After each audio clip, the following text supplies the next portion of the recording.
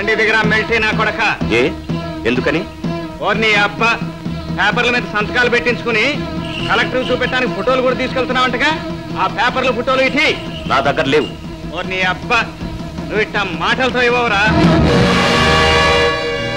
నా డ్యూటీ నేను చేశాను, వస్తా.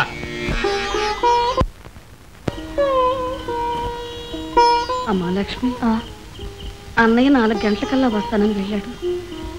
ఇంత చీకటి పడ్డా ఇంకా రాలేదే. పట్నంలో ఎవరైనా తెలిసిన వాళ్ళ ఇంటికి వెళ్ళుంటాడమ్మా. ఎక్కడికి వెళ్ళినా వాడు ఇంత పొద్దుపోయేదాకా ఉంటాడా? నాకేదో దిగులుగా ఉందమ్మా. ఊరుకోమ్మా, కాస్త ఆలస్యమైనంత మాత్రాన కంగారు పడతావెందుకు? వచ్చేస్తాడులేమ్మా. కలెక్టర్ దగ్గరికి వెళ్ళాల్సిన నా కొడుకు మా కాళ్ళ దగ్గరికి వచ్చి పడ్డాం. గౌరీ, గౌరీ. లక్ష్మి, ఏమిటి లక్ష్మి ఇలా వచ్చావు? ఉదయం అనగా పట్నం వెళ్ళిన అన్నయ్య ఇంకా రాలేదు. చీకటి పడకుండానే వచ్చేస్తానన్నాడు. ఏమైందో ఎందుకు రాలేదో అని అమ్మకి నాకు దిగులుగా ఉంది. అవును, సాయంత్రం అనగా నీళ్ళకెళ్ళిందానివి ఇంత పొద్దుపోయిందాకా ఇక్కడేం చేస్తున్నావు? నా మాటకేం గాని చూడు, మీ అన్నయ్యనేం పిల్లి ఎత్తుకొని పోదులే. నువ్వేం దిగులు పడమాక. పెళ్ళింది పట్నం కదా, చెల్లమ్మకి ఏదైనా తీసుకొని రావాలని బజార్లో తిరుగుతూ ఉంటాడు. అంతేనంటావా? నిజమే. ఆ గౌరీ, మనిద్దరికి ఒకే రకం గాజులు తీసుకురమ్మని మా అన్నయ్యకి మరీ మరీ చెప్పాను. ఎన్ని డజన్లను అడుగుతావేంటి? ఈ 2 మలారాలు ఇచ్చే. గౌరీ, సన్నటి అంచున్న చిలకపచ్చ చీరలు 2 తెమ్మన్నాను. నీకొకటి నాకొకటి. నాకెందుకే, పెళ్లి చేసుకుని కాపురానికి వెళ్లేదానివి నీకు కావాలి గాని. మా గౌరీ ఇది కట్టుకుందంటే ఈ చీరకే అందం వస్తుంది. ఇది ప్యాక్ చేయి. నేను ఇక్కడికి వచ్చి చాలాసేపు అయింది. ఈ పాటికి అన్నయ్య ఇంటికి వచ్చేసాడేమో. నీ వెళ్తా గౌరీ. చూసేళ్ళు, చీకట్లో జాగ్రత్త. వెళ్ళొస్తాను. చెప్పు చెప్పరా. మీరేం చేసినా సరే ఆ ఫోటోలు కాగితాలు మీకు దక్కవు. ఎలా దక్కవో మేము చూస్తాం. కానివ్వండిరా. అప్పన్నా తన్నా మన్నా అందరికి దండాలన్నా, సాగినోడి నోటు నిజం తన్నుకుని వస్తాదన్నా. నీ అమ్మ చిలక, నా కోసమే కాసు కూర్చున్నావు అంటే ఉట్టు చేతితో రాలేదే. చూసుకో, నీ కోసం చీరలు తీసుకొచ్చా. ఈ చీర నువ్వు కట్టుకున్నావు అనుకో, బంగారు బొమ్మలాగా ఉంటాయా. గాజులు కూడా తీసుకొచ్చా, అన్నీ నీకేనే. వేసుకో, నీకేం కావాలో అడిగేసుకో, అన్నీ కొని పడేస్తా. ఇదిగో, డబ్బులకు మనకేం లోట్లేదే, కావలసిన డబ్బులున్నాయి. ఇదిగో తీసుకో. ఇంత డబ్బు ఎక్కడిది నీకు? సంపాదించానే.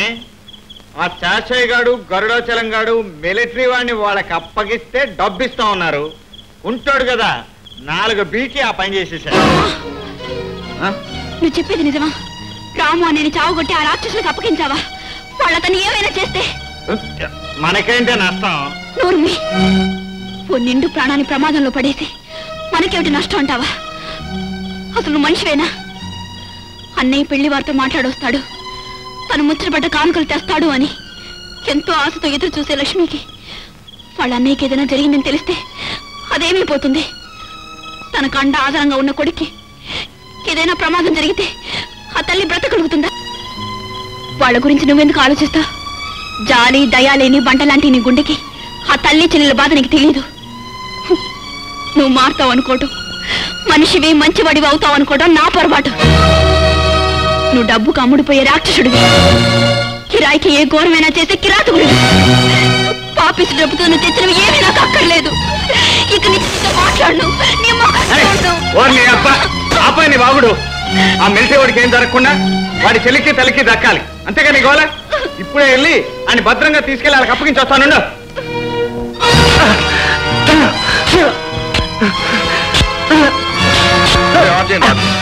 చచ్చే ముందు ఒకసారి దేవుడు తానవన్న ఎట్టుకుంటాడు. వీడు గంటలో గంట కొట్టేశాడు బావా, క్వశ్చన్ లేదు. రే ఓ పని చేయండి, ఈ నేట్లో తోసేయండి. మనిషి గొడవ ఉండదు, ఫోటోలు గొడవ ఉండదు, మాకు పాపం అంటుకోదు. అలా చేయండి. అలా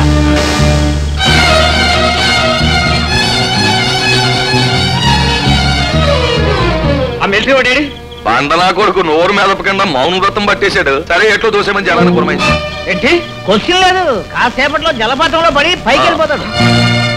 నీ అబ్బా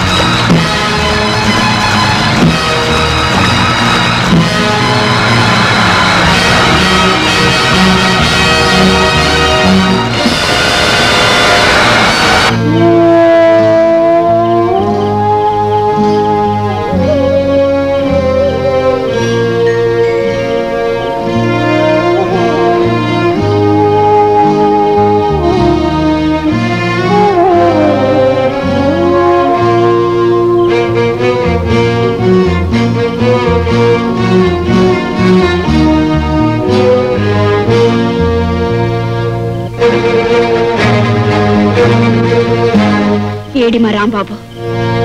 నిన్నే అడిగేది. ఎక్కడ రాంబాబు? చచ్చిపోయాడు. నువ్వే వాడిని చంపావు. నా బిడ్డ నువ్వే చంపావు.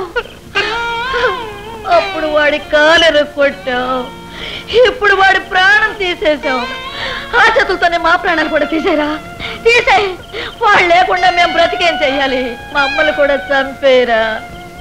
అప్పుడు నీకు తృప్తిగా ఉంటుంది, నీ మనసు చల్లబడిపోతుంది. వాడు పట్నం ఎంతకెడుతున్నాడో నీకు తెలుసా? అదిగో దాని పెళ్లి చెయ్యాలని లగ్న పత్రిక తీసుకెడుతున్నాడు రా. వాడు నీకేం అపకారం చేశాడని చంపి నా కడుపులో చిచ్చు పెట్టావురా. అది కాదమ్మా. ఇంకా ఏం చెప్పాలనుకుంటున్నావురా? నీకు తల్లి తోడబుట్టిన వాళ్ళు ఉంటే నువ్వు ఇంత దారుణమైన పనులు చెయ్యవురా. నువ్వు మనిషివే అయితే ఇంత ఘోరంగా నడుచుకోవురా. నువ్వు మనిషివి కాదు, రాక్షసుడివి. డబ్బు కోసం అమాయకుల్ని బలి తీసుకునే కాసాయి వాడివి. నిన్ను ఏం చేసినా పాపం లేదు. నా బిడ్డను చంపావు, వాడి శవాన్ని ఎక్కడ ఉంచావురా? కనీసం నా బిడ్డ శవమైనా నా కళ్ళకు చూపించరా? చెప్పరా, చెప్పు. నా బిడ్డ శవం ఏం చేస్తావు? చెప్పరా, చెప్పు, చెప్పరా. నా కొడుకు చంపినందుకు నాశనమైపోతావురా. నీ నోట్లో పురుగులు పడతాయి. నిజంగా నేను పశువుగా పుట్టించవలసిన నిన్ను మనిషిగా పుట్టించి ఆ దేవుడు చాలా పెద్ద తప్పు చేశాడు. ఆడికి మనసు అనేది ఉంటే ముందు నిన్ను చంపి ఆడు చావాలి.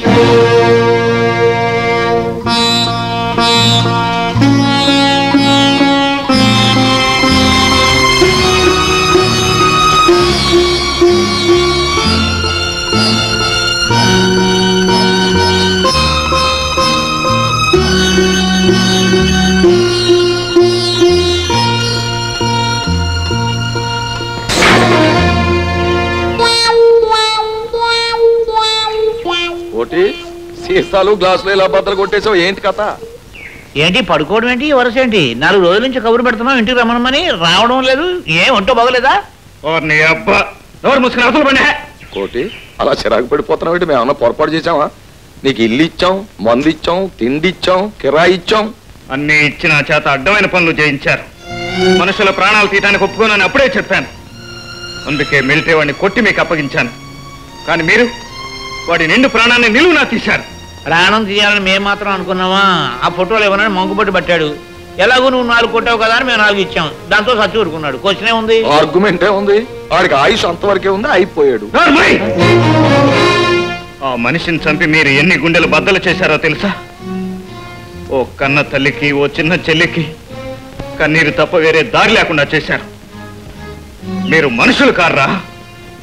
మీలాంటి పాపిష్ట వల్ల ఏం చేసినా తప్పులేదు. కోటి ఆగు, ఆగరా. అక్కడికి ఇద్దరాన్ని చంపేసినట్టు మాట్లాడతావేంటి? నువ్వు మాత్రం కారణం కాదా? అసలు నువ్వు వాడిని తీసుకొచ్చి అప్పచెప్పకపోతే అది చచ్చేవాడే కాదు. ఇది అందరూ కలిసి చేసిన ఘనకార్యమే, ఆర్గ్యుమెంట్ ఏం లేదు. ఇలాంటి మనలో మనం దాచేసుకోవాలి తప్ప ఈ తగులు పడి ఈదును పడకూడదు. తల్లి చెల్లి కన్నీళ్ళు అన్నావు, బాగానే ఉంది. మరి నువ్వు ఇంతకు ముందు కాళ్ళు చేతులు విరిచేసిన వాళ్ళ తల్లి చెల్లి అడవలేదా? క్వశ్చనే ఉంది, ఏడ్చే ఉంటారు. నన్ను అనవసరంగా రెచ్చగొట్టకండి. వెళ్ళండి అవతలికి, వెళ్ళండి. బావా క్వశ్చన్ లేదు బావా, ఈళ్ళో ఏదో పెద్ద మార్పు వచ్చింది. ఏమీ లేదు, 2 రోజులు టైం ఇస్తే మళ్ళీ ఆ రౌడీ గుండెకాయ రౌడీ కళ్ళు వచ్చేస్తాయి. ఆర్గ్యుమెంటే లేదు, రా. సరే.